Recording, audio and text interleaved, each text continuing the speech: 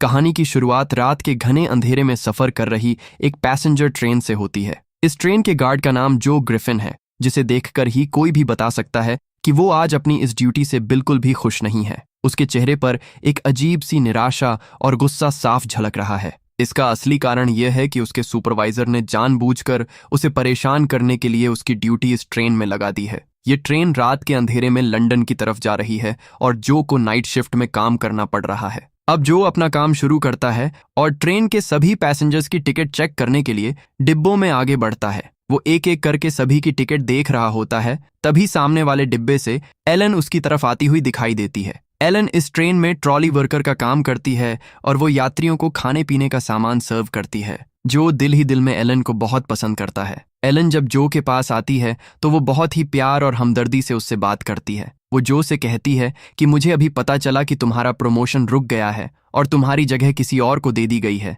मुझे इस बात का बहुत अफसोस है। एलन की ये मीठी बातें सुनकर जो को अंदर से बहुत अच्छा महसूस होता है। उसकी सारी थकान कुछ पलों के लिए गायब हो जाती है। इसके बाद जो वहां से अपने कैबिन में चला जाता है, जहां वो अकेला बैठकर खिड़की से बाहर के घने अंधेरे को देखने लगता है। ट्रेन अपनी पूरी स्पीड से पटरियों पर दौड़ रही होती है। बाहर का मौसम बहुत खराब है और कुछ ही देर में यह ट्रेन अपने गंतव्य लंदन पहुंचने वाली होती है। सभी पैसेंजर्स अपनी सीटों पर आराम कर रहे होते हैं। जो भी कैबिन में बैठा बाहर देख रहा था, लेकिन तभी अचानक से एक जोरदार झटके के साथ ट्रेन में इमरजेंसी ब्रेक लग जाती है। ब्रेक लगने की आवाज इतनी भयानक होती है कि ट्रेन के पहियों से चिंगारियां निकलने लगती हैं। इस अचानक लगे झटके की वजह से जो की आंखें पूरी तरह से खुल जाती हैं और वो बुरी तरह घबरा जाता है। किसी को समझ नहीं आता कि आखिर इतनी तेज स्पीड में चल रही ट्रेन बीच रास्ते में क्यों रुक गई। ट्रेन के इंजन रूम में बैठा लोको पायलट भी पूरी तरह कंफ्यूज हो जाता है। उसे समझ नहीं आता कि ट्रेन इस घने जंगल के बीचों बीच क्यों रुक गई।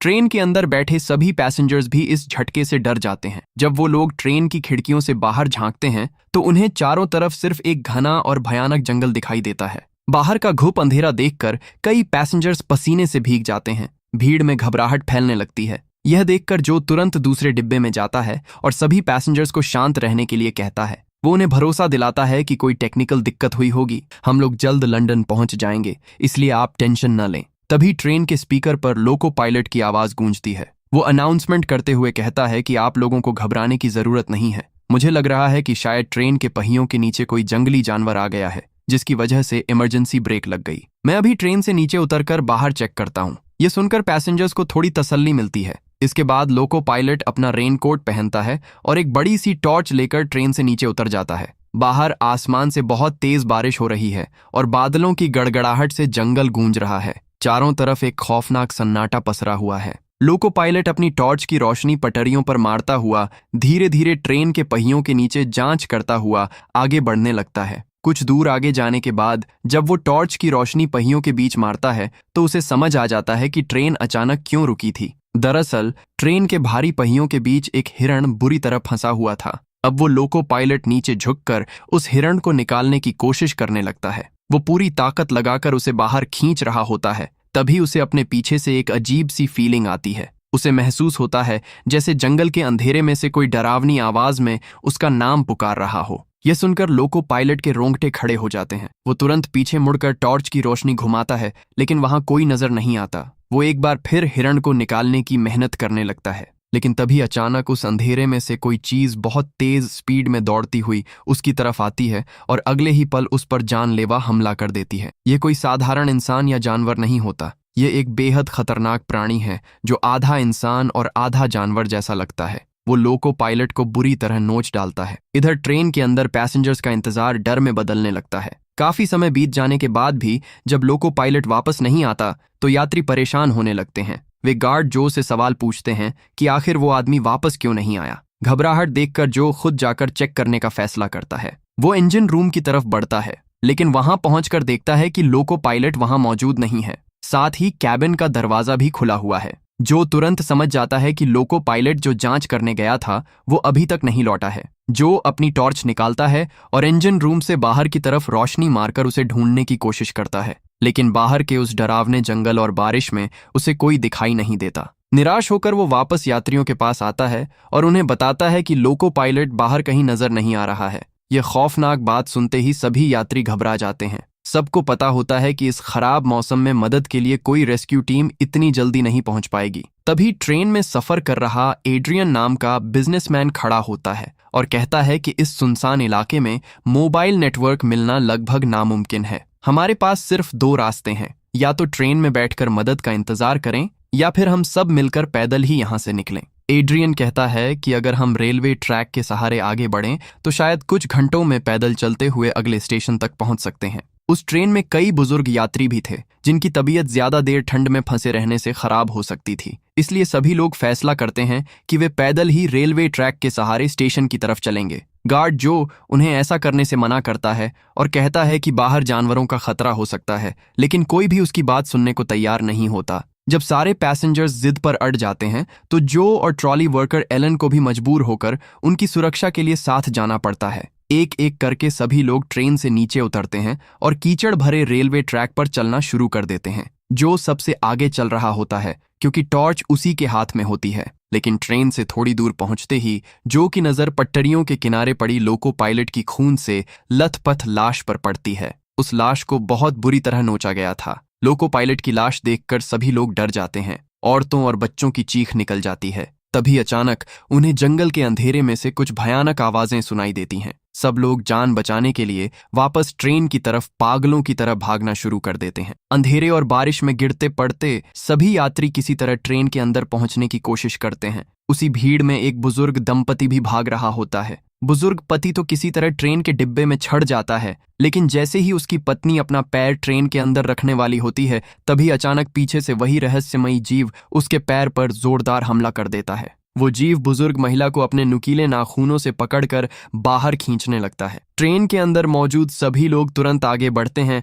और मिलकर उस महिला को ट्रेन के अंदर खींच लेते हैं, लेकिन तब तक उस जीव के हमले से महिला का पैर बुरी तरह जख्मी हो चुका होता है। वहीं ट्रेन के बाहर उस खौफनाक जीव का डरावना हाथ खिड़की के पास दिखाई देता है। वो जीव अपने नुकीले नाखूनों से ट्रेन की बॉडी को जोर जोर से रगड़ता हुआ आगे बढ़ रहा होता है। नाखूनों की वो खरोंचने वाली आवाज ट्रेन के पूरे डिब्बे में गूंजने लगती है, जिसे सुनकर हर इंसान दहशत से कांपने लगता है। जो हिम्मत करके इंजन रूम में जाता है जहां वो रेडियो सिस्टम से मदद के लिए इमरजेंसी कॉल करने की कोशिश करता है। वो बार बार सिग्नल भेजता है, लेकिन दूसरी तरफ से कोई जवाब नहीं मिलता। तभी वहां इंजीनियरिंग की पढ़ाई करने वाला एक छात्र आ जाता है। वो जो से कहता है कि हो सकता है पहियों के नीचे जानवर आने से ट्रेन के फ्यूल सिस्टम में कोई बड़ी खराबी आ गई हो। छात्र कॉन्फिडेंस के साथ कहता है कि अगर हम बाहर जाकर फ्यूल सिस्टम ठीक कर दें तो शायद ट्रेन दोबारा स्टार्ट हो सकती है। दूसरी तरफ पैसेंजर डिब्बे का माहौल बहुत डरावना हो चुका है। सभी यात्री घबराए हुए हैं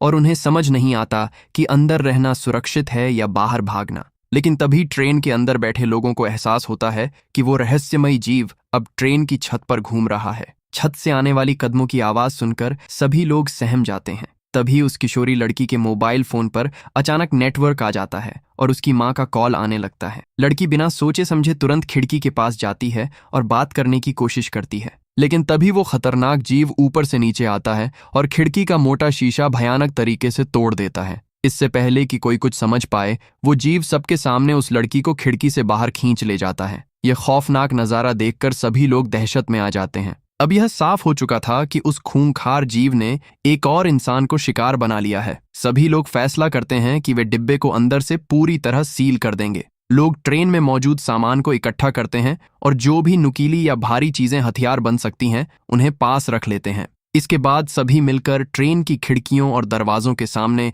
भारी सामान लगाकर उन्हें मजबूत तरीके से बंद कर देते हैं। इसी बीच उनके साथ सफर कर रहा एक फुटबॉल खिलाड़ी जो बहुत नशे में होता है, लड़खड़ाते हुए वॉशरूम चला जाता है और दरवाजा बंद कर लेता है। जो को जब पता चलता है तो वो टॉयलेट का दरवाजा खटखटाता है और उसे बाहर आने को कहता है, लेकिन कुंडी जाम हो चुकी होती है। तभी अचानक एक भयानक धमाका होता है। वो जीव पूरी ताकत से ट्रेन की लोहे की छत को फाड़कर अंदर घुस जाता है। वो सीधे वॉशरूम वाले हिस्से में गिरता है और उस फुटबॉल खिलाड़ी को अपने पंजों में दबोचकर ऊपर खींच ले जाता है। जो ये सारा खौफनाक मंजर अपनी आंखों से देखता है और डर जाता है। अब वो खूंखार जीव जो पर भी जानलेवा हमला करने की कोशिश करता है। अपनी जान बचाने के लिए जो दूसरी दिशा में भागता है और वो जीव उसका पीछा करने लगता है। असल में वो एक बेहद खतरनाक वेयरवुल्फ है। पैसेंजर्स ने पहले से ही योजना बना रखी होती है। जैसे ही वो वेयरवुल्फ डिब्बे के अंदर आता है, सभी लोग हथियारों के साथ उस पर टूट पड़ते हैं। वेयरवुल्फ की ताकत बहुत ज्यादा होती है,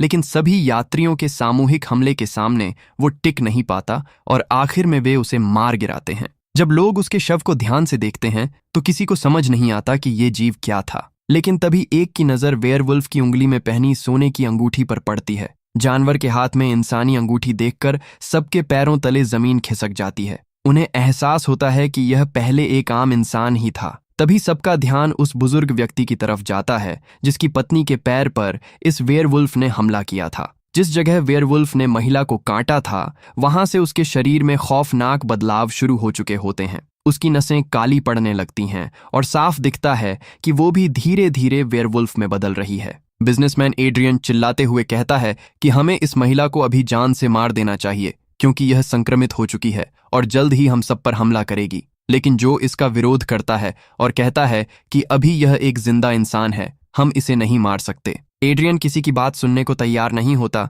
इसलिए बाकी लोग उसे पकड़कर एक सीट से मजबूती से बांध देते हैं। साथ ही सुरक्षा के लिए उस संक्रमित बुजुर्ग महिला को भी बांध दिया जाता है। इसी बीच इंजीनियरिंग का छात्र कहता है कि मैं बाहर जाकर ट्रेन की खराबी ठीक करूंगा। वो कहता है कि मैं फ्यूल सिस्टम ठीक करके सिग्नल दूंगा, तब आप लोग इंजन स्टार्ट कर देना। एक और यात्री उसकी मदद के लिए बाहर जाने को तैयार हो जाता है। बाहर मूसलाधार बारिश के बीच छात्र ट्रेन के निचले हिस्से में घुसकर फ्यूल पाइप को ठीक करने लगता है। जंगल से डरावनी आवाजें आ रही होती हैं। तभी अंधेरे में से किसी छोटे लड़के के रोने जैसी आवाज सुनाई देती है। वो आवाज सुनकर छात्र के साथ आया यात्री उस दिशा में जंगल की तरफ बढ़ने लगता है। छात्र उसे रोकता है, लेकिन वो यात्री नहीं मानता। कुछ देर बाद छात्र फ्यूल पाइप की मरम्मत पूरी कर देता है और सिग्नल देता है। सिग्नल मिलते ही जो तुरंत ट्रेन का इंजन स्टार्ट कर देता है। इंजन स्टार्ट होने पर छात्र बाहर निकलकर देखता है कि उसके साथ गया यात्री मारा जा चुका है। उसी समय उसकी नजर कुछ ऐसे पैरों पर पड़ती है जो 2 पैरों पर खड़े भेड़ियों जैसे थे। दरअसल वहां 3 और खूंखार वेयरवुल्फ पहुंच चुके होते हैं। वे ट्रेन के नीचे झांक कर छात्र को ढूंढने लगते हैं, लेकिन छात्र होशियारी से ट्रेन के निचले हिस्से के पाइपों को पकड़कर हवा में लटक जाता है और उसकी जान बच जाती है। ट्रेन के अंदर से जो भी देख लेता है कि कई और वेयरवुल्फ हमला करने आ गए हैं, वो तुरंत ट्रेन को पूरी स्पीड में आगे बढ़ा देता है। लेकिन ट्रेन के रफ्तार पकड़ने से पहले ही कुछ वेयरवुल्फ छलांग लगाकर अंदर घुस जाते हैं। उनमें से एक वेयरवुल्फ सीधे डिब्बे में घुसकर तलाकशुदा महिला को पकड़ लेता है। उसी समय एड्रियन वहां खड़ा होता है। अपनी जान बचाने के लिए एड्रियन उस बेबस महिला को धक्का देकर ट्रेन से नीचे फेंक देता है। उधर वो बुजुर्ग महिला जिसे पहले वेयरवुल्फ ने काटा था, अब वो पूरी तरह वेयरवुल्फ में बदल चुकी होती है। उसकी रस्सियां टूट जाती हैं और वो गुस्से में एड्रियन पर हमला करने बढ़ती है। लेकिन बिल्कुल सही वक्त पर पीछे से जो आ जाता है और अपने हथियार से उस महिला रूपी वेयरवुल्फ को मार गिराता है। इसके बाद जो को पता चलता है कि एड्रियन ने अपनी जान बचाने के लिए उस तलाकशुदा महिला को ट्रेन से बाहर धक्का दिया था। यह सच्चाई जानकर जो गुस्से से एड्रियन पर हमला कर देता है, लेकिन एड्रियन किसी तरह जो को धक्का देकर दूसरी बोगी में भाग निकलता है और अंदर से दरवाजा लॉक कर लेता है। इसी बीच फ्यूल सिस्टम में फिर से लीकेज शुरू हो जाती है, जिससे इंजन बंद हो जाता है और ट्रेन दोबारा जंगल में रुक जाती है। तभी कई सारे वेयरवुल्फ उसी बोगी में घुस आते हैं जिसमें जो और एलन मौजूद होते हैं। उन्हें समझ नहीं आता कि अब जान कैसे बचाएं। तभी ट्रेन के नीचे छुपा छात्र वापस उसी डिब्बे में आ जाता है। वो तुरंत केमिकल डालकर पूरी बोगी में भयंकर आग लगा देता है। आग की लपटों को देखकर वेयरवुल्फ कुछ देर पीछे हटते हैं, लेकिन अगले ही पल वे उस छात्र पर हमला कर देते हैं और उसे घसीटकर जंगल में ले जाते हैं। अब जो और एलन को समझ आ जाता है कि ट्रेन में रुकना मौत को दावत देना है। वे धू धू कर जलती ट्रेन छोड़कर जंगल के रास्ते भागने लगते हैं, क्योंकि उन्हें पता है कि कुछ ही दूरी पर रेलवे स्टेशन है। लेकिन जंगल में भागते समय वेयरवुल्फ चारों तरफ से उन्हें घेर लेते हैं। जो हालात समझ जाता है कि दोनों का बच पाना नामुमकिन है। वो एलन से भावुक होकर कहता है कि मैं हमेशा से तुमसे प्यार करता था, लेकिन अब तुम्हें मुझे यहीं छोड़कर भाग जाना चाहिए। एलन रोने लगती है और तैयार नहीं होती, लेकिन जो की जिद के आगे उसे मजबूरी में भागना पड़ता है। एलन के मुड़ते ही कई वेयरवुल्फ एक साथ जो पर टूट पड़ते हैं और उसे भी अपने जहर से संक्रमित कर देते हैं। जो के दर्द से चीखने की आवाज पूरे जंगल में गूंज उठती है। दूसरी ओर एलन पूरी ताकत लगाकर भागती रहती है और आखिरकार लंदन स्टेशन तक पहुंचने में कामयाब हो जाती है। एलन इस पूरे सफर में अकेली यात्री होती है जो जिंदा बचकर लौट पाती है। वहीं दूसरी तरफ जंगल के अंधेरे में स्वार्थी एड्रियन अभी भी अपनी जान बचाने भाग रहा होता है। अचानक उसके सामने एक विशाल वेयरवुल्फ आकर खड़ा हो जाता है। एड्रियन उसे देखकर डर से कांपने लगता है, लेकिन जब वो ध्यान से देखता है तो उसे पता चलता है कि यह कोई और नहीं बल्कि गार्ड जो है, जो अब पूरी तरह वेयरवुल्फ में बदल चुका है। जो की आंखों में इंसानियत खत्म हो चुकी होती है। वेयरवुल्फ बन चुका जो तुरंत एड्रियन पर भयानक हमला करता है और उसे बहुत ही बेरहमी से मार डालता है। इसी आखिरी खौफनाक दृश्य के साथ यह रोंगटे खड़े कर देने वाली कहानी यहीं पर एंड हो जाती है। तो दोस्तों, आपको ये कहानी कैसी लगी? कमेंट में जरूर बताना और ऐसी ही कहानियों के लिए हमारे चैनल को सब्सक्राइब जरूर करना।